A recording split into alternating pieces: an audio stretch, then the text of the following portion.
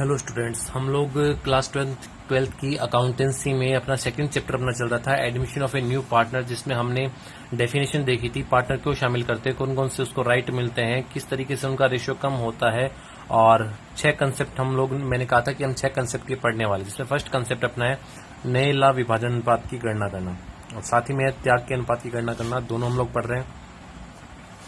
नए लाभ विभाजन का तो मतलब होता है नए साझेदार के आने के बाद अब वो किस रेशियो में बांटेंगे, और त्याग का मतलब होता है नए साझेदार का रेशियो कंप्लीट करने के लिए ओल्ड पार्टनर से कितना सेक्रीफाइस किया, मतलब कितना रेशियो अपना कम किया है, वो हम लोग पढ़ने वाले हैं। तो क्वेश्चन नंबर फर्स्ट देखते हैं। ए और बी जो है बता रखा है कि पार्टनर है, साझेदार है, जो लाभों को 3:1 में विभाजन करते हैं। सी को लाभ में 1/4 हिस्से के लिए प्रवेश दिया गया। नया लाभ विभाजन अनुपात व त्याग के अनुपात की गणना करो। तो इसमें देखो, हम इसको सॉल्यूशन करते हैं कि हमें पता है कि सी को कितना देना है 1/4, जो रिमेनिंग रहेगा वो किसका होगा, ए और बी का होगा। तो माना फर्म का कुल लाभ जो है वो 1 है, ठीक है। अब इसमें से देखिए, अगर मैं 1 में से निकाल दूं किसका, नए पार्टनर का, सी का कितना है 1/4, जो बचा हुआ हिस्सा कितना होगा 3/4। इस 3/4 पर किसका राइट होगा, मतलब कि सी का अगर मैं निकाल दूं, ये कुल में से अगर मैं टोटल में से लेस कर दूं सी का शेयर, तो रिमेनिंग किसका होगा, ए और बी का। मतलब ये 3/4 किसका है, ए और बी का है। तो अब निकाल दो बस कि ए को कितना है, कि ए का 3/4 में वही उसी का हिसाब से मिलेगा 3/4, और बी को कितना मिलेगा, बी को भी 3/4 का अपना शेयर कितना था 1/4 के हिसाब से कितना आ गया 9/16, 3/16। और सी का शेयर कितना है, सी कितने शेयर के लिए आ रहा है 1/4 के लिए। आपका जो एलसीएम है ना वो सबका सेम होना चाहिए, तो इसका भी 16। तो रेशियो जो अपना न्यू रेशियो आ गया, न्यू रेशियो जो अपना आ चुका है वो है 9:3:4। ये अपना जो न्यू रेशियो आ चुका है 9:3:4, ठीक है। यानी अब जो है इन फ्यूचर वो इसमें बांटेंगे। इजी है क्योंकि आपको बता रखा है सी को इतना देना है, तो हम टोटल में से सी का अलग शेयर कर देंगे, तो जो रिमेनिंग होगा उस पर किसका राइट है, ओल्ड पार्टनर्स का कितना कितना शेयर मिलेगा, जो ओल्ड के हिसाब से बांट लेंगे, जो जितना पहले बांटते थे अब बचा हुआ उसी अनुपात में बांट लेंगे। तो कितना ये हमारा आ चुका है। अब बात करते हैं हम सेक्रीफाइस। त्याग का मतलब होता है सेक्रीफाइस। सेक्रीफाइस रेशियो क्या होता है, सेक्रीफाइस रेशियो का मतलब होता है old ratio minus new ratio. अब ओल्ड कितना था, ओल्ड देखो, अब सेक्रीफाइस कौन करेगा, अभी सेक्रीफाइस आपको पता होना चाहिए, सेक्रीफाइस कौन करेगा, सेक्रीफाइस दो ही करेंगे, दो ही पार्टनर का तो कम हुआ है, ए और बी का। सी को तो गेन हुआ है तो उसका तो गेनिंग रेशियो। अब क्या होगा, ए और बी, अब हम इंडिविजुअली अलग अलग निकालते हैं कि ए का ओल्ड रेशियो कितना था 3/4, कितना नया रेशियो कितना है 9 बट्टे कितना आ गया 9/16। तो यहाँ पर हमने लिखा 9/16। एलसीएम में इसका ले लूँ 16, तो फिर एलसीएम को डिवाइड करते हैं अपना हर से और उसको मल्टीप्लाई कर देंगे अपने अंश से। 12 - 9 कितना आ गया, ये अपना आ चुका है 3/16, ठीक है। और बी का अगर मैं निकालूं, बी का पहले कितना था 1/4, नया कितना है बी का, बी का जो नया है वो है कि बी का जो नया रेशियो मेरे को बता रखा है 3/16। 16 मैंने एलसीएम ले लिया और 3 यहाँ पर 1/16 कितना आ चुका है, सेक्रीफाइस रेशियो आ चुका है 3:1।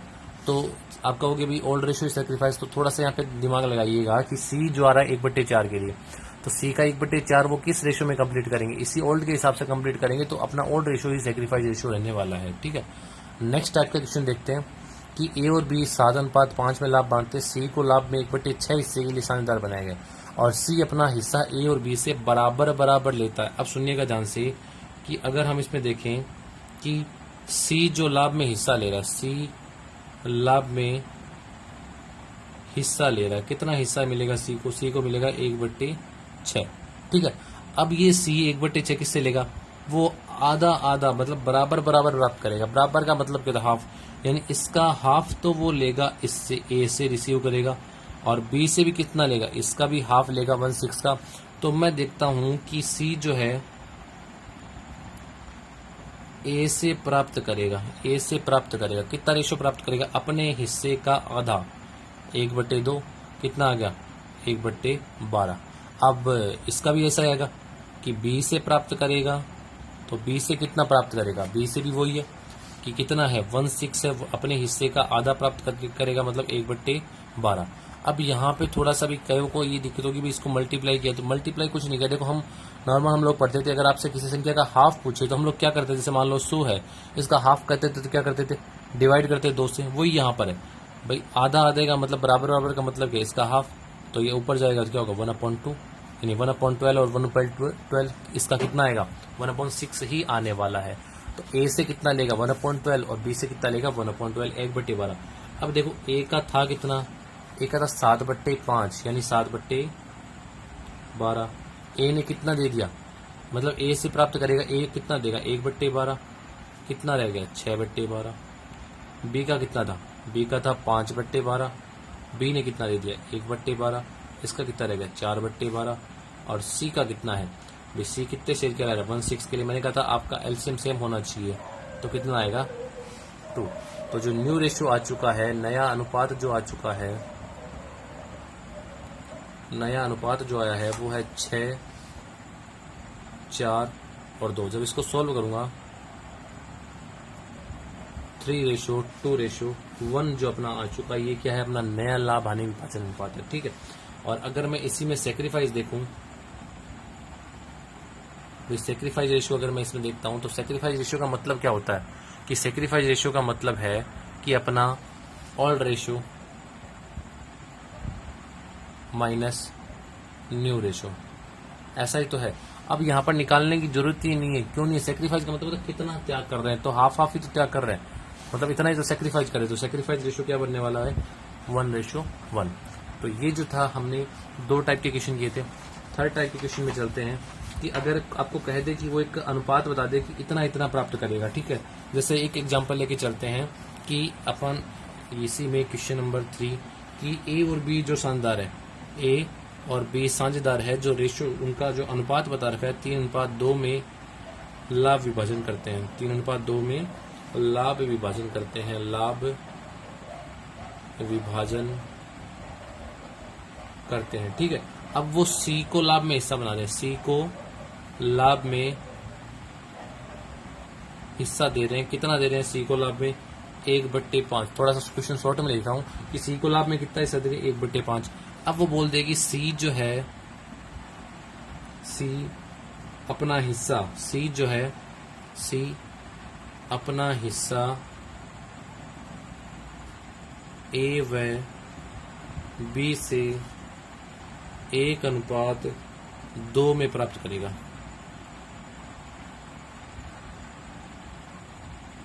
सी कैसे प्राप्त करेगा कि हमें बोल दिया ए और बी का लाभ विभाजन अनुपात है 3:2, सी का लाभ में हिस्सा दे रहे 1/5 के लिए, सी अपना हिस्सा ए और बी से 1:2 में प्राप्त करेगा। मतलब अपना हिस्सा, सी अपना जो हिस्सा है 1/5 कैसे मिलेगा, तो अब यहां पर देखो सी द्वारा, इसका आंसर कर रहे हैं, सी द्वारा ए से प्राप्त होने वाला हिस्सा, प्राप्त होने वाला हिस्सा, सी को, सी द्वारा ए से प्राप्त होने वाला हिस्सा मतलब सी को ए से कितना प्राप्त होगा, तो अपने हिस्से का, सी का हिस्सा कितना 1/5 के लिए आ रहा है, वो ए से कितना लेगा 1/3, और बी से, सी द्वारा बी से प्राप्त होने वाला हिस्सा यानी अपने हिस्से का बी से कितना लेगा 2/3, कि वो 1/15 तो लेगा ए से और 2/15 लेगा किससे, बी से। तीनों का टोटल कर देना 1/5, दोनों का टोटल कर देना 1/5 ही आने वाला है, ठीक। अब हमें पता लग गया ए से इतना लेगा, बी से इतना लेगा, तो नया निकाल सकते हैं कि भी ए का है कितना, ए का हमने देखा 3/5, इसमें से उसने दे कितना दिया सी को 1/15, 15 हम एलसीएम ले लें, कितना आएगा 5 3 15, 3 3 9 -1 बराबर 8/15। उसके बाद बी का अगर निकालें, बी का निकालें, बी का कितना है 2/5, हमें पता है कि बी ने कितना दे दिया, बी ने भी दिया है 2/15, बी ने दिया 2/15, 15 अपना एलसीएम आ चुका है, 5 3 15, 3 दूनी 6 -2 बराबर 4/15। और सी जो है वो कितने शेयर के लिए है, सी है 1/5 के लिए, एलसीएम सेम होना चाहिए, कितना आ गया 3। तो जो अपना नया अनुपात आ चुका है, नया विभाजन अनुपात आ चुका है, नया लाभ हानि विभाजन अनुपात, वो क्या है, वो आपका है 8:4:3। ये अपना आ चुका है 8:4:3।